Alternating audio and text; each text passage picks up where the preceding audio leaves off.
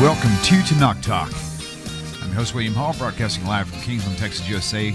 Another episode of Controversial Issues with Rabbi Chaim, the man Checkmate Coffman from the Holy Land. Welcome back. Don't smoke crack, Rabbi. How are you, sir? Doing great. Always a pleasure. We missed you last week. Yes, sir. I don't know if anyone missed us, but I definitely missed our time together. It's always fun. Yeah, me too. I agree. I always have a good time for sure. Definitely enjoyed the weekend off though. Spent some time with my family up there. Got to see my mother, who's doing well, by the way. So appreciate all y'all's prayers. That's always good. Listen, the more time you program, the better it is for family harmony, right? Hey, there you go. And the fewer times you blow up my system is better too. Sure. You know what they say? Shalom bayit. You say goodbye to the house.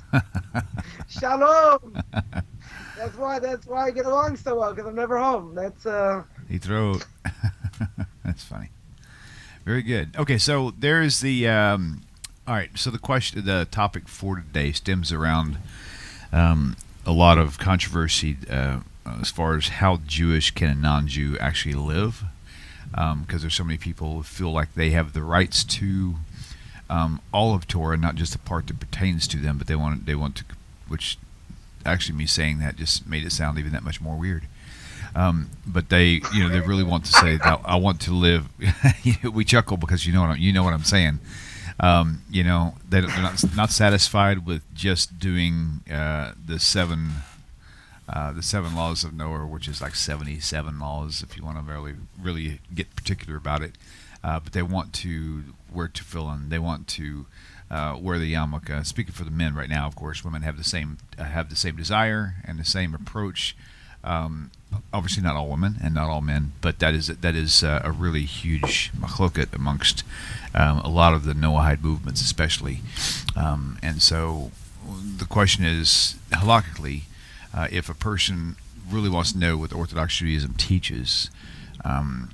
Furthermore, you really can't even accept the idea of Noahide anyway, or Gentile, unless you are already open-minded to the oral law to begin with. So, with that said, halakhically, what is a non-Jew permitted to do? Now, I'm going to be more specific, like, say, for example, Pesach, or one of the holy days. Can we Shabbos, take Sukkot. off? Can we take off? Can we observe Passover as long as we don't try to do it like the Jewish people do? Can we observe Shabbos? Can we do Shabbat as long as we don't try to mimic what the Jewish people do? And why can't we mimic what the Jewish people do? That sort of thing. So that's where we're headed. Okay, sounds like a plan. There has been an issue, a major issue, and I guess I would call it a schism, within the Noahide movement, and that is that one of the main issues is that there's really no ritual.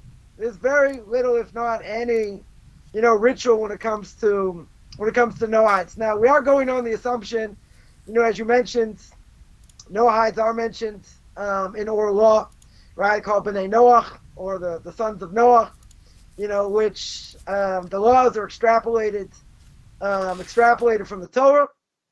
They're learned out from different verses in the Torah itself. So people say, oh, but it's oral law. So fine, we understand about oral law. We've spoken, about oral law. But the point is that there's been a movement within the movement, so to speak, to want to go beyond. To really want to go beyond, almost, I'm not going to say be like a Jew, but doing many things like a Jew, Judaism for non-Jews, which, there are a lot of reasons that are, problematic. Now, the main thing that people will quote, they'll quote the Rambam, Maimonides, and the Laws of Kings, which says that, non-Jew keeps any mitzvah, they should get married for it. Now, that has to be understood, because Talmud says clear, non-Jew keeps Shabbos liable for a death penalty. Right? So Shabbos is off limits. There are three things that are signs between God and the Jewish people. Where it says explicitly it's a sign. One of them is Shabbos. One of them is tefillin, phylacteries, whatever you want to call them. The other is circumcision. Now, by the Ten Commandments, even though Some of the laws of Shabbos were given in the desert before God spoke to the Jewish people on Mount Sinai. But God made clear on Mount Sinai, everyone agrees, Christians, Muslims, everyone agrees, God spoke to the Jewish people, 3 million people, 600,000 men between the ages of 20 and 60, not including women and children, talking about 3 million people that God spoke to on Mount Sinai. Now, one of the 10 commandments is keep Shabbos. So even though someone's going to say, hey, what about the Rambam? The Rambam says, whatever I keep, but there are things that 100% do not apply to non-Jews. Right? Shabbos is a sign between God and the Jewish people.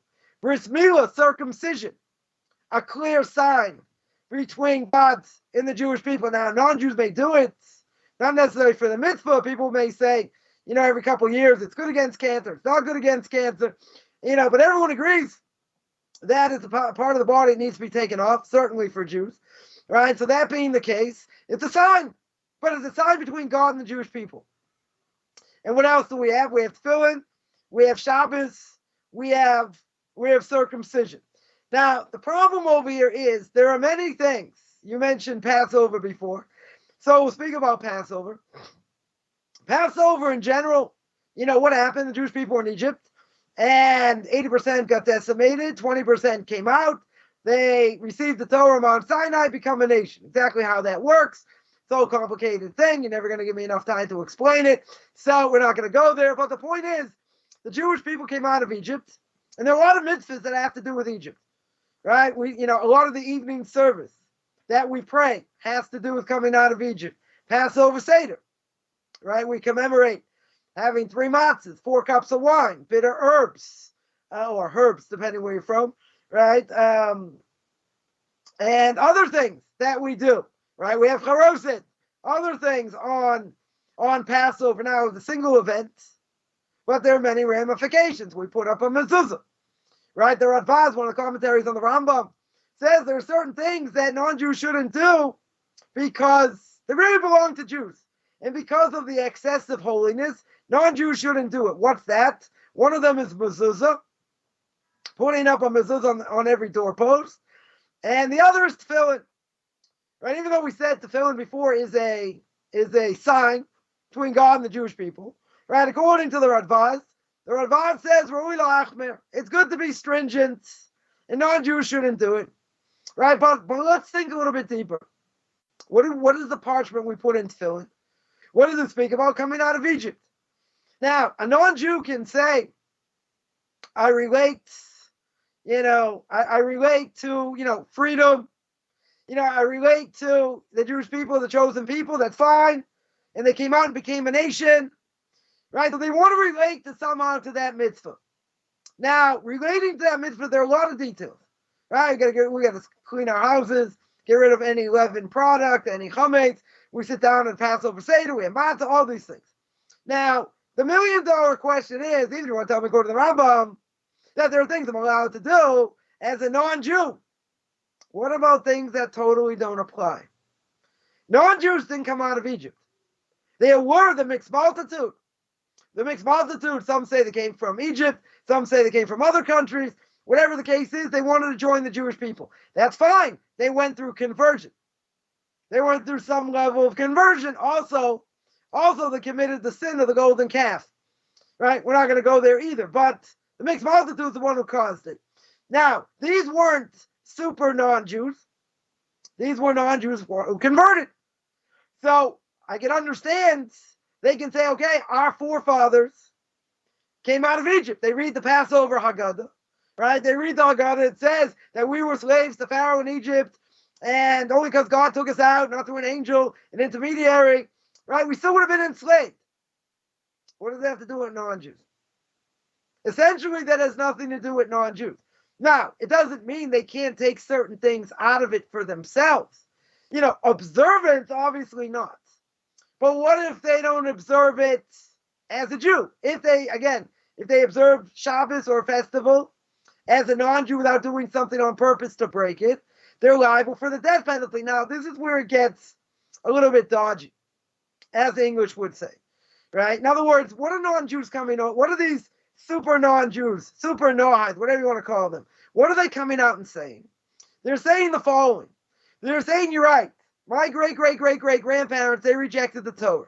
As we know, the Talmud tells us, Tractate of Avodah Zarah 2b, 3a, says over there, God goes to all the nations. And he asks if they want the Torah. Each of them asks what's written in it. Each of them reject it. Right? He comes to Yishmael, says you want the Torah, what's written in it, don't steal. What do you mean don't steal? It says I'm a wild man, my hand's in everyone's hand is in me, kind of makes me look bad, I'm a thief. No, I'm not interested.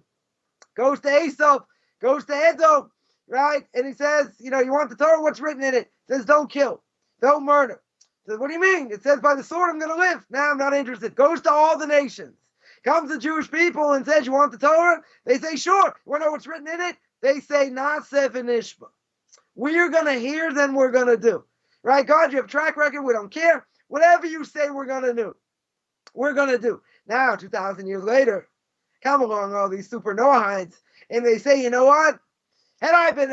Someone told me they were in the process of conversion. They couldn't understand why they don't desecrate Shabbos, they're liable for a death penalty.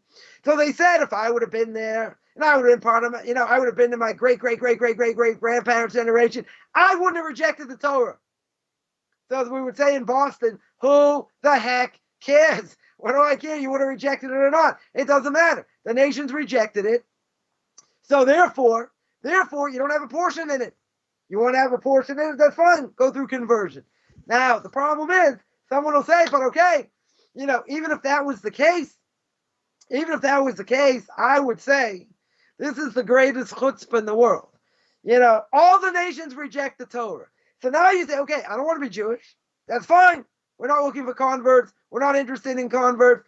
That's fine. You want to be a non-Jew? Fine. Keep the 60 laws, 65 laws, whatever it is. Not so simple. They are complicated. Person has to learn, what the laws are and all that. That's fine. But at the same time, you shouldn't be straddling both worlds over here. Because what's the problem? So you're coming with the greatest chutzpah and saying, you know what? My great-great-grandparents rejected the Torah, and I'm not going to convert. I have no intention of converting. I want in. I want to be part of this. So be part of it in your own way. No, but I don't want to convert. Okay, you don't have to convert. Right? So there are a number of principles of Torah law that restrict Judaizing, that's the word, the imitation or adoption of Jewish practice by non-Jews. Now, the transgression of these rules are pretty severe. Now, you have to remember, it's not about what I feel like doing or I don't feel like doing. If God spoke on Mount Sinai, or he didn't, right? We've spoken about proof for that, etc. We spoke about in previous shows. So the point is, if God spoke, okay, so what's my obligation? What's my obligation as a Jew? What's my obligation as a non-Jew? Now, someone will claim, which they're wrong, but someone will claim, we made this statement before. I just want to make clear, again, that for a non-Jew, speaking about Judaizing, the imitation over here of Jewish practices, what's my obligation to teach non-Jews their law? Right? So someone will come out and say, what do you mean? You're the chosen nation. Jewish people are the chosen nation. That's true. Now, where do you extrapolate from that because we are the chosen nation, I have an obligation to educate non-Jews? I have to go out there and do non-Jewish outreach. Now, the reality is, the Medrash says in the end of days, non-Jews are going to come to a Jew, pull on their tzitzis, and say, I want to learn Torah. That's different. They're coming to me. So let me ask a better question. See, we're always good at answering questions with other questions. And the other question is, why is there a mitzvah for a Jew to do outreach with other Jews? To bring them closer to their mitzvahs. Right? Because the Talmud tells me clear, Kol Yisrael Arevim Zeh Lezeh. Jews are intertwined. We're all intertwined. If a Jew does something wrong, all Jews get blamed. You never hear of an Italian, does something wrong in Brooklyn, say, that's it, we're burning down Italy. No more cannolis. Never going to happen. Nobody cares. No one's going to make a connection between this Italian in Brooklyn, and burning down Italy. No connection at all. Chinese and China, all the same. Right? Doesn't make any difference. What about the Jews? Because we're all intertwined. If we wouldn't be all intertwined, it doesn't matter what one person does. Right? If one person, God forbid, defames God's name, right? Disgraces God's name over here. Why are all Jews blamed? Well, it doesn't make any sense by anybody else. But there's a concept. There's an idea. We're all intertwined. Now, that being the case, non-Jews don't have that claim. And if non-Jews don't have that claim, then why in the world are they going to have claims on other things within Torah that says I should have a part? Right now, the punishment is so severe over here that what's the punishment? Punishment can be the penalty of death at the hands of heaven. Now, a Noahide thinks, or super Noahide we'll call them, they think they're doing the right thing. They want to establish a positive, uniquely Noahide identity. Makes sense. Makes perfect sense. They're not Jews. They're not Christians. They're not Muslims. So they have another term. Since they have another term over here, they want to stand out. Right? But the problem is, a number of aforementioned fringe groups, what have they done? And we're calling them fringe because that's exactly what they are. They're not mainstream. They've offered Noahides Jewish rituals, claim they are legitimate Noahide observances. This is a problem. Right now, when you challenge the legitimacy of this approach, what do they answer? Some may claim, and some may, quote this Rambam, but they are very belligerent. Way, way belligerent. Meaning, they'll say it's my way or the highway. They'll make fun of you. They'll scoff at you. They'll say you don't know how to learn. I mean, this has all happened, right, over the last number of years. The problem is they resort to a strange defense, meaning they have no defense. But the question remains, and we're going to see. The question remains, why are there Noahide Jewish observances, Jewish rituals?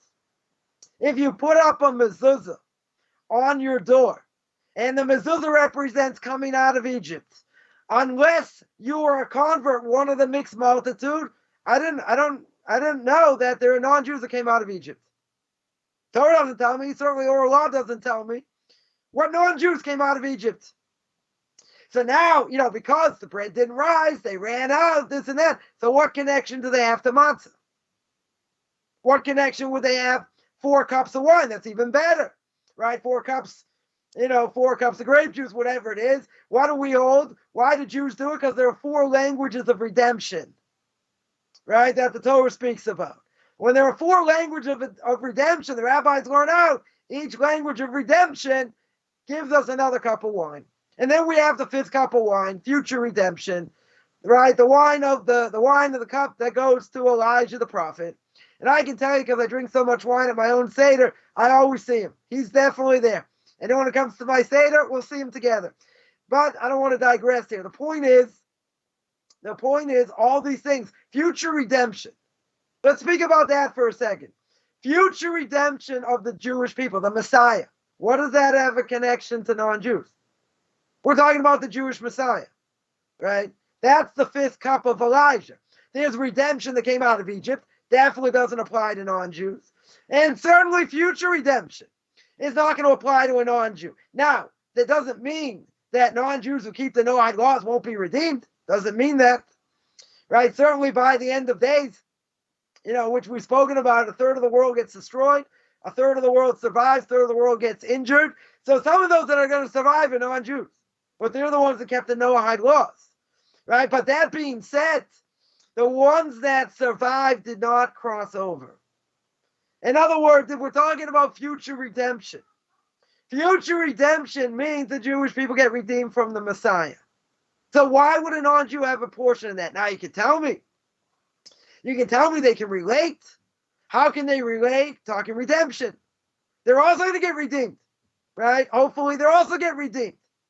The other non-Jews, that are idolaters and all that, they're going to get wiped off the face of the map, right? That sounds pretty clear. But the problem is that they want to legitimize Noahide observances through Jewish ritual. It sounds like an oxymoron. You can't make up your own religion. Noahism, as it's called, it's not its own religion. Hasn't been in vogue in the last 1800 years because of Christianity. and all the persecutions. So it's kind of a moot point. Who's going to say, you know what? I'm not going to be a Christian. I'm going to be a Noahide. You're going to die just like the Jews, right? The major reason, right, why Noahism wasn't in vogue over the last 1,800 years, only in the last 60, 70 years, has it come to the forefront. So therefore, we're not. The first problem is you're not going to Judaize, Judaism for non-Jews. Now there's a second thing over here. The imitation of Jewish practices. There's an inherent contradiction over here. What's the contradiction? If Noahism is God's will, and the Torah's relevance for all mankind. Remember, Judaism is a universal religion. Every other religion, you don't believe in their Savior, you're going to fry in hell forever, right? You don't believe in JC, you're out. You don't believe in Muhammad and all that, you're out. Hinduism, you're out. There's only one religion that's universal, that's Judaism. We don't say believe in us or die. We say, you do what you're supposed to do. You have a portion of the world to come. Doesn't mean you have to convert. Now, the logic over here is that if we're talking about Noahism and its Torah's relevance for all of mankind, then it has to be universal. Non-Jews have to keep what the Torah says that makes sense on a universal level. Not what we think makes sense. What makes sense according to Judaism. Now, the obvious question here is, if we're going to define Noahism using a specific experience of the Jewish people, that would not make any logical sense. In other words, if Noahism is distinct, it's unique, right? It's something separate from Jews, but its base is in the Torah, its base is in oral law, then why are you comparing, or why are you using or defining Noahism according to Judaism? Right? That would be the question. In other words, the specific experience of the Jewish people. Now, what's the example we're going to give? Let's look at Jewish festivals. Right? The Jewish observance of the festivals are uniquely bound up by what? The history and experience of who? The Jewish people. Not non-Jews. The Jews. Right? The Mishnah also tells us that festivals have a universal relevance over here. So the universal meaning and the Jewish meaning may not always be the same. So let's give an example. The holiday of Sukkot, which was passed a month and a half ago, that's a very good example. Why? Because the Mishnah tells us the world is judged for water on Sukkot. Right? We need rain. Israel needs rain. Also, what is Sukkot a holiday for? It's a holiday where the Jewish people gave offerings to gain atonement for the non-Jewish nations. Non-Jewish nations need plenty of atonement to come along the Jews, and they give all these sacrifices for all the nations, for atonement for them. So therefore, the holiday is universal and also directly relevant to Noahites. However, there's always a but. And what's the but over here? What's the main aspect? What's the main aspect of Sukkot? That is building and dwelling within a sukkah, i.e. the festival booth built for the holiday, right? Not a tent, not like a teepee you slept in your backyard, right? A booth that was built for the sake of the holiday. Now, who does that apply to? That applies to Jews. That does not apply to non-Jews.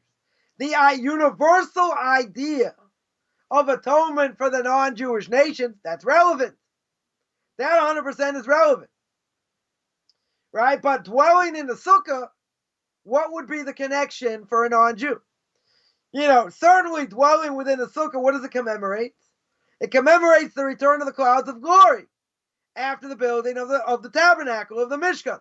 That's why there's a custom. If anyone's ever been in the sukkah, they see there's a white sheet. It goes around most of the sukkah. And that what does it represent? It represents the commemoration of the return of the clouds of glory after the building of the Mishkan, after the building of the tabernacle.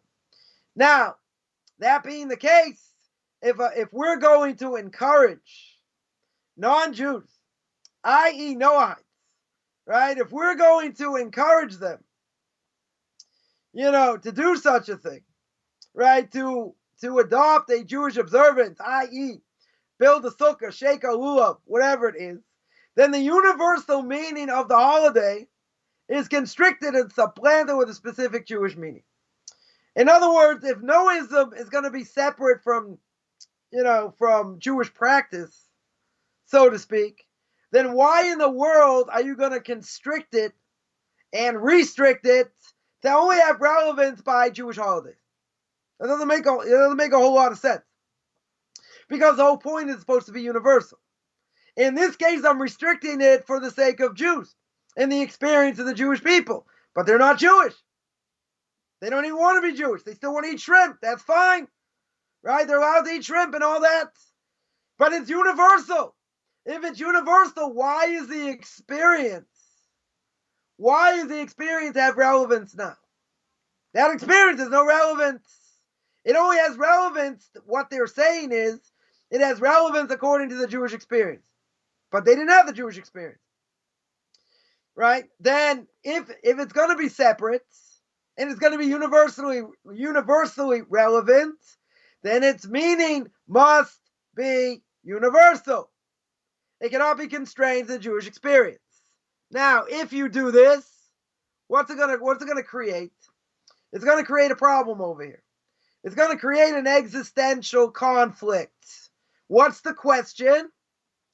The question is Noahism about the universal experience of mankind, which it is, or is it defined only by the Jewish experience? Now that's pretty crucial.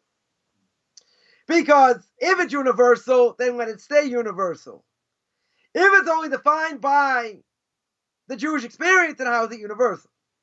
Right? So that's one idea. Second idea is that it's really a reaction to this first approach. And that is that if you look at the mainstream Jewish world, we look at that for a second, the mainstream Jewish world is taking a conservative approach. Conservative being small c, right? Meaning, not the conservative movement over here. So the groups, what have they sought to define Noahism primarily as? What is it? They're defining it by what it is not and what it cannot be. In other words, what do they want to explain? They want to explain boundaries. They want to show boundaries over here that lay between Judaism and Noahism. They want to draw the line in the sand. In other words, up until this point you can go, and past that you can't. So if we look at it from an intellectual perspective, then the details make sense. Details of this approach make sense, right? And certainly seems to be correct. However, there's one major thing here. There's one major thing that seems to overlook in this Noahide community, which is not going to be such an easy thing to overcome. And that is, Noahides want positive expressions of their faith. They want to know, they want to be able to do things. They want to pray. Now, they don't have their own holidays. So you can't make up holidays here. The bottom line is you can't make up a new religion. Right? That's really the bottom line. They want to found, some of them, not all of them, but many of them want definitive boundaries. They don't want to be Jewish. Right? They don't want to necessarily live in a Jewish community. They don't have to live within walking distance of a synagogue. I think it's a good thing to be in striking distance, but they don't have to be in walking distance, for sure not. They need an identity, their own identity. Their identity is not based on sitting in a sukkah on sukkahs. Their identity is not based on keeping the Sabbath laws, right? But on the other hand,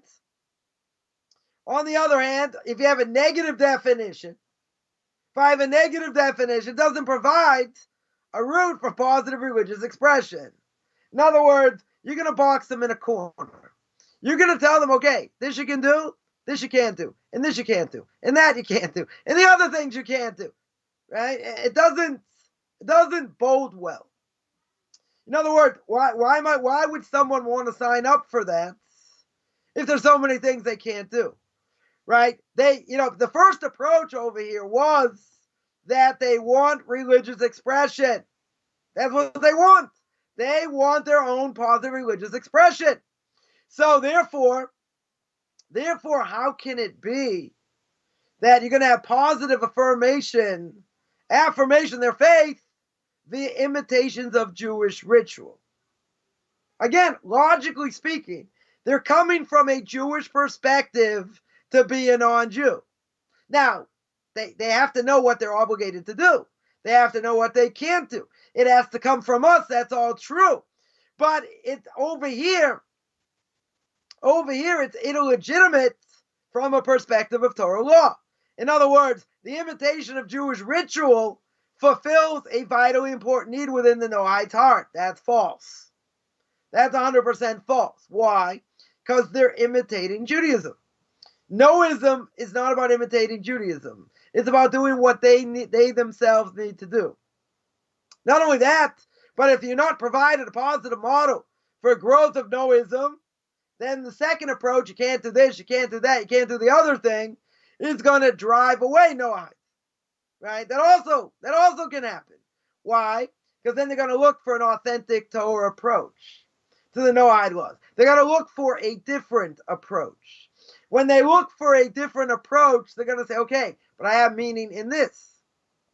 It's kind of like the example, there are, let's say, different parts of different tractates of Talmud probably Noahites can learn, that apply to them. Let's say the laws of, don't steal, those type of laws, everyday laws. That's important. So those things, laws of damages, those things they could learn, right, in theory. They can't learn it in depth. Certainly can't learn it in depth, right? But maybe we would say there are certain aspects of it they could learn. Now, you get these ultra-feminists. We'll pick on them for a second. And the majority of women who want to learn Talmud, which has nothing to do with intellect. Absolutely nothing to do with intellect, right? There are many, probably, there are many analytical women up there, probably better than men, probably could learn better than men, probably could, right? But now you have to understand, they want to learn oral law. They want to learn what the Talmud says. They want to hear what the rabbis have to say. Now, there is a Talmudic statement that's made clear, right? It's made clear a number of times that women will never find their fulfillment in learning Talmud. They'll never find their fulfillment. Now, you tell me, maybe some women will. Maybe. Maybe. But the vast majority will not for different reasons, right? It's not the topic for now. But the vast majority are not going to. Now, if the rabbis tell you that that's the case, now you have to understand why they said it. But if you're a feminist, you're not really going to care. You're going to say, I want to do it anyway.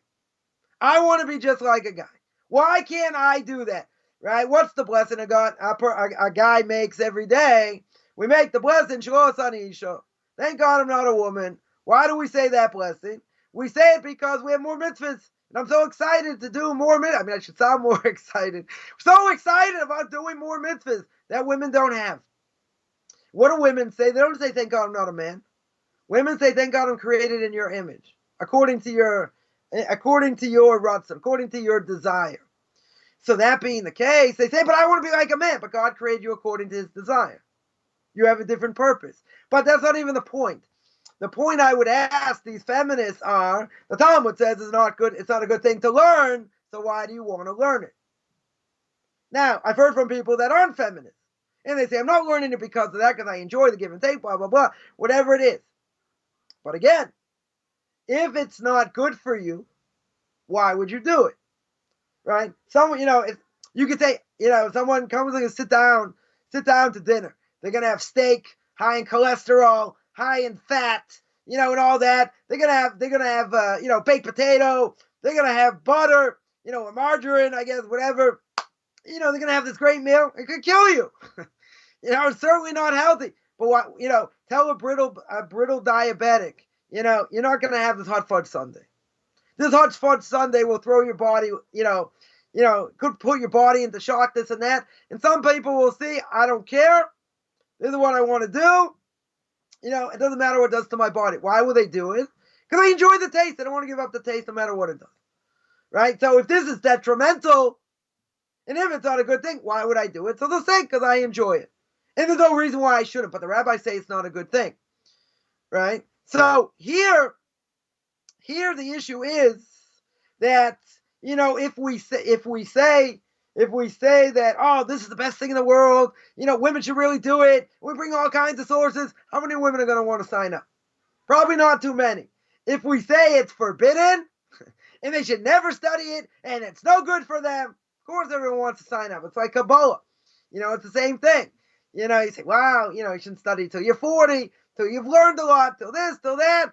And it's so esoteric, people even with very little knowledge, like Madonna and her like, they don't know the Aleph base, but they're learning quote unquote Kabbalah. Right? So you tell them they can't learn it, that's what they want to learn. Right? So here though, we have an illegitimate approach. Totally illegitimate approach. Because over here, they're imitating Jewish ritual. If they're imitating Jewish ritual, how does that apply to them? Right? You're totally being constricted there. On the other hand, right? There's always another hand here. If we're not going to provide a positive model for growth of Noism, then it might drive away people. Right? I heard this before, that one of the reasons Jewish people, suffering so much is because we're not reaching out to non-Jews. Because, rabbis just push them aside and say, why don't you convert? Or they push them aside and say, yeah, why don't you just read the Bible? Whatever. Now, people have to understand, rabbis are busy. They're dealing with their own congregation. Plenty of Jews know more, know less, whatever, trying to bring people back. We have to help our own people. That's true. I'm saying people should be pushed aside. They deserve to be helped. They deserve to be sent to the right channels. But it has to be the right channels. Right? And there's a lot of fraud out there. I don't know if we'll get into it or not. Right? The problem is that we need to find a positive, acceptable approach. That's what we need to do. Right? And that's based on a course that I'm giving. I'm going to give later. I'm going to give later in about an hour and a half. Going through soup to nuts. What non-Jews are liable in. What they're obligated in. What they can't do. What they can do. All these different things. But, the central issue that most Noahides are going to face is the fact we have no ritual. We have no ritual. What about prayer? So they can pray, right? There is a Noahide prayer book. Things that apply to them that they can say. There's plenty of things, they can say from Tanakh, right? From the writings, the prophets, from the Torah itself. Okay.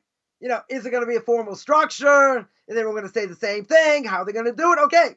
There are a number of things, 100%, need to be, worked out over here. So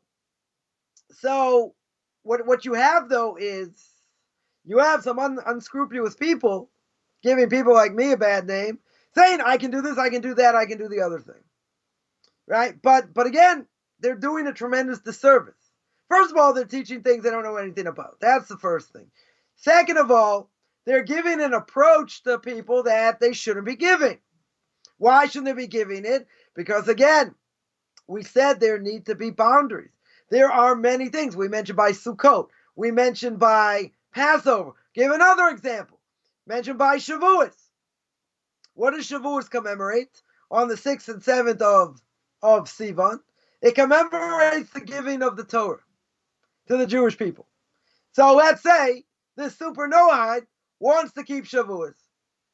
They want to keep some of the customs of Shavuos.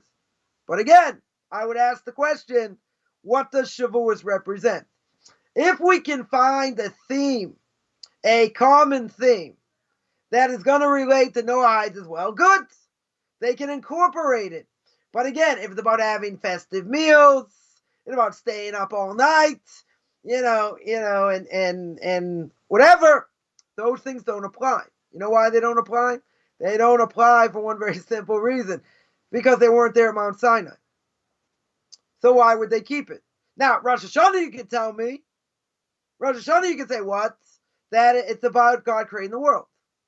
Right? We say Yom Harat Olam, God created the world, not man, God created man, not Jews. All of mankind. Now, non-Jews are not aware. They should be aware. I'll make them aware now. Every single person in this world gets judged, even if they're dead. They get judged on Rosh Hashanah. The world in general gets judged, and each individual gets judged. Now, that being said, if each individual gets judged, don't you think non-Jews should be showing up in synagogues, praying all day long, like Jews do? Certainly not. They have to know. They have to understand there's judgment. They have to be introspective, right? They certainly have to be introspective over here. But do they have to listen to a shofar? No, not at all. They don't. Why aren't they obligated? It doesn't apply to them, right? Yom Kippur, okay, they need atonement, right? But they don't need to beat their chests 100 times during the day. They certainly don't have to fast.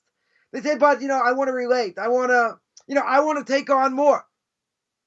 There have to be boundaries, right? 100%. There have to be boundaries. And the whole point over here is that the identity of what a non-Jew is, i.e., as a Noahide, has specific definitions. I'm going to speak a little bit later, on this topic about terms that some of these people, have butchered. I mean, butchered is being nice. Giving like Webster's 7th, 8th, 9th definition, of what it is. They've destroyed, what it is and what it really means. They've skewed the meaning, right? So now people have to be re-educated. The whole point, of this course is to teach non-Jews what they need to do and have them teach others in their communities. Right? That's the whole point. But the in the bigger scheme of things, you got these other people that are making a whole confusion. A total confusion. They're making these quote unquote super Noahides like, I can keep this, I can keep that. A non-Jew can learn Kabbalah? Come on. I mean, it's a bit much. Most Jews shouldn't be learning Kabbalah. Well, what do they have to do with non-Jews? What is Talmud? The majority of Talmud, what does it have to do with non-Jews? I can understand, they're learning the Bible, they're learning Rashi. Rashi quotes the Medrash. Or Rashi quotes a piece of Talmud. Okay, they want to look it up, good. Right? So let them look it up. They shouldn't be delving into it too much, but okay. So they want to get a feel for it, they want to understand it better, they want to look up the Medrash. I don't necessarily think there's anything wrong with it. Everything within reason. That doesn't mean they should be sitting and learning Medrash, and they'd be sitting and learning Talmud. Talmud is something you need to learn with somebody else. You need to be taught. You cannot learn it on your own. Right? I was telling earlier, my class, one of my rabbis, grew up in Cleveland, and these two priests came to him, and they wanted to learn Baba Kama, right? So it's all about damages and all that. And my rabbi told me it's unbelievable what they knew. It was unbelievable they could quote, and this is Sonsino. This was before Arab Scroll. So even the Aramaic translation was easier than Sonsino. Anyone's ever seen the Sonsino tradition? It's pretty bad, right? It's I think the Aramaic is definitely easier. In any case, they knew a lot of it verbatim, backwards and forwards. They could repeat it. But just like the Frisco kid with the Indian chief. Indian chief says, I read the Holy Torah. I didn't understand a single word. And that was the same thing over here. My rabbi started asking them questions. Whatever, basic questions. Abai and Rav argue over here. Okay, what are they arguing about? What do they disagree about? If one says like this, what does the other one say? What they couldn't answer. These were basic questions. So all they were was basically being parents. That's all they were. They were just repeating what the word said. Okay? Doesn't mean they understood anything. Right? So, so a person's learning, and it's in English. They understand English or whatever language, been translated into many different languages. So you need somebody to teach you. If you don't have someone to teach you, you'll get maybe something out of it. Maybe. Right? But if you don't have someone teaching, you're missing a heck of a lot. So someone will say, is it better I do that than do nothing? No, I'm not saying do nothing. But there is, again, again, a lot of oral law is derived into Jewish law, is derived into what we do on a regular basis, how we pray, blessings, Shabbos, Eruv, Passover, right? 99.9% of all this does not apply to a non-Jew. Now, if you tell me these non-Jews are learning things that are relevant to their own laws, which they're not, but I'm in a generous mood, right? I'm in a good mood right now. So let's say they were doing that. Fine. I wouldn't have so much of an issue. I think other rabbis might, but if they were just learning it at face value, they weren't necessarily delving into it too much, but they get the basic idea, blah, blah, blah. Okay? Right? But they're not doing that. They're going well beyond. So the question is, what do you want to be? What do you want to be when you grow up? I want to be a fireman. I want to be a lifeguard, right? I want to be this, that, right? You want to be a non-Jew, stay a non-Jew, right? This doesn't apply. 99% of it doesn't apply. There are plenty of things they can learn. You want to learn Tanakh. You want to learn Jewish philosophy. You want to learn Musar. There are many things. I could keep you busy the next 250 years, right? Not a problem. You only want to learn the things that don't apply, right? So in other words, this is what we're talking about. You need boundaries. But the boundaries over here, you are defining what you want to keep and what you want to do based on what we do. And that doesn't go. That 100% doesn't go because you're straddling both worlds, right? Noism is for non-Jews and what applies to non-Jews, right? I understand they want, positive expressions of their faith. And that's what they need. And if we say, well, you can't do this, you can't do that, you can't do the other thing, of course they're going to want to do other things and learn other things, right? They're going to say, well, there has to be a balance. You know what the balance is? The balance is Jews stay as Jews, non-Jews stay as non-Jews. Never the two shall mix. They shouldn't mix because non-Jews have what they need to do. They have plenty what to do. But you cannot straddle the Jewish line and go according to the boundaries that we set up. That doesn't make sense, right? The boundaries we set up, what does that mean? What do I mean by that? Meaning that you're not gonna take our things and make it part of your faith. It doesn't work, right? It has to be unique through them, not through Jewish ritual. Because Jewish ritual, as we mentioned, doesn't apply. And there are so many things that don't apply, right? So, what they've done over here is that they just made a whole hodgepodge, more than a whole hodgepodge. They've confused everything and just about everybody in the process, by saying, oh, this definitely applies. No, it doesn't. The laws of Shabbos don't apply. I'm sorry. It doesn't apply. The laws of kashrus don't apply. One of the commentaries says that non-Jews never going to keep laws that do not make sense to them, that don't have any benefit. If they don't have any benefit, why would they keep it? Right? So the commentary says, a non-Jew eats non-kosher. How does that affect them? Doesn't affect them. Well, we'll forget about the bats in Wuhan, but, it doesn't affect them. They eat creepy crawly things. They eat all kinds of disgusting things. Does it affect them? Doesn't affect them. By us, the Torah says you can't eat them. By us, it affects us. You tell me. Science has never proven it. Everyone knows Coffman's law. We don't care about science. And even if science hasn't proven it now, could be in 20 years they might. Could be in 50 years. Could be in 100 years. That's not a source to say, well, science hasn't proven it, so it's not true. All right? It certainly doesn't mean that. But at the same time, a person has to realize, right, over here, why are they going to do what they're going to do? Right? In other words, by a non-Jew over here, when it comes to kashrus, if it doesn't affect them in any negative way, why would they keep it? Why in the world would they do it? If they don't have the same aspects of the soul that a Jew does, and it definitely affects a Jew because it dulls their hearts. Right? Any Jew is very cynical out there, secular Jews. Why are they so cynical in general? Because they don't keep kosher.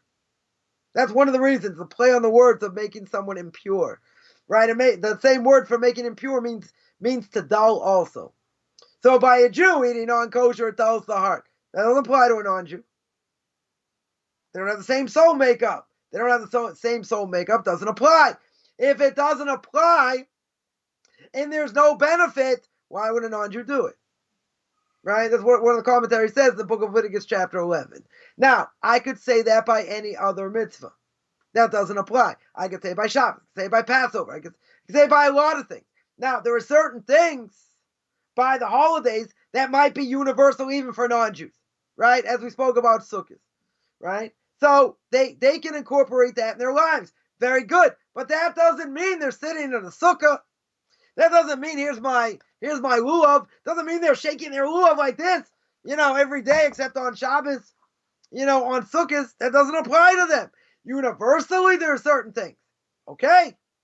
Right? But the ritual itself doesn't. So it's kind of a catch-22. On the one hand, they want positive expression, right? Which makes perfect sense. And if we say, well, you can't do this, can't do that, then what are they going to say? Well, why bother? I want to do all this.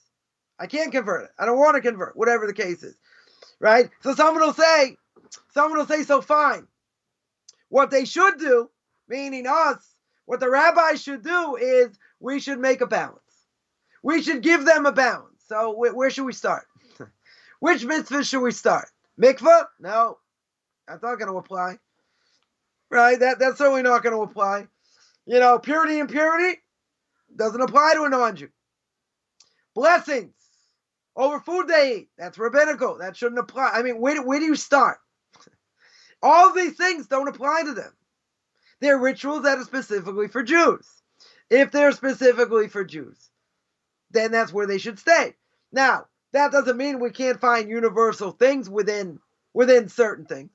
That's fine. And they certainly need to know what they're allowed to keep and what not. That's also true, right? Which you're going to be busy going through and all that and what they're liable for. But they cannot, the whole point here is, right, if you haven't gotten it by now, the point is you can't straddle both. You can't walk on both lines. Either you want to go to the non-Jewish side, you're going to do whatever it takes and whatever it means to be a non-Jew, to be a Noahide, or you're going to convert. Right? There's really nothing in between. We don't want to mesh. We don't want to skew over here the line where a non-Jew is going to, do more than what's universal. Judaism is all about, for a non-Jew, is all about what's universal. It's not about taking rituals and taking Jewish practice and Judaizing non-Jews. That's not what we're here for. That's not what our purpose is. We need to educate non-Jews. They have to know what they're allowed to do. They have to know what they're not allowed to do. That's fine. It also doesn't mean I'm obligated to reach out to them, right? Which we mentioned before. They come to me. I have a service to provide. They're interested. Fine. I don't have to sit there and run after them. Some people would disagree, but I think they're wrong. I think they're totally wrong. There's no mitzvah in the Torah says I have to do that. On the other hand, if they get information, they should get the right information, right? And not the skewed information, which again makes the job of the rabbis trying to do the right thing and helping non-Jews. It makes our job a lot harder, right? And someone asked me, I guess I'll end with this. Someone asked me, my last class, that for Noahites, are they allowed to call out other quote unquote Noahites who are teaching things that are wrong, or they're teaching things they shouldn't be teaching? Yeah, if they're misleading people, 100%, right? You're allowed. It's not a problem with Lashon Hara. You're allowed to warn other non-Jews, don't listen to this person. That's not Lashon Hara, because they're causing damage, causing tremendous damage. There could be rogue rabbis out there, plenty of them, right? Which we didn't even deal with. Right? Plenty of them out there. Hopefully I'm not one of them. Plenty of them out there that are giving bad information and misleading people. People have to be warned. They absolutely have to be warned. One thing I'll mention is just a kind of a funny story it's a sad story. You got somebody who puts on, makes a video, and he says, on Shabbos, I was dressed up in my fur hat and my strimal, my bekisher, my long coat. And I went to a drive-in and I watched this monster bash eating cholent. You want to listen to a rabbi like that? Desecrate Shabbos, and he brags about it. All right, that's absolute idiocy. Idiocy 101, 101A. It's one thing you did it. It's one thing to make a video and say, I'm proud I did it. I'm proud I desecrated Shabbos. I went in Right. my Shabbos clothes. I went in my Shabbos finest to go to this monster bash at a drive-in. You want to listen to someone like that? Good luck. You don't have to listen to me, but you certainly shouldn't listen to him. Right. Right? So that's the problem. Yeah, go ahead. Go ahead and cut you off because it's late? Yeah, that's what you're going to do. Actually, it's not late. Technically, you've got a few minutes. So what time is it? Oh, it's actually 1:30 now. So, yeah, actually 2:30. So, actually, you probably should end even though because I've got another show starting shortly. So, Rabbi, thank you again for your time. Hey, thanks for tackling those. I wanted to make the point. You got to be careful who you listen to. Yeah, that's true. That's true.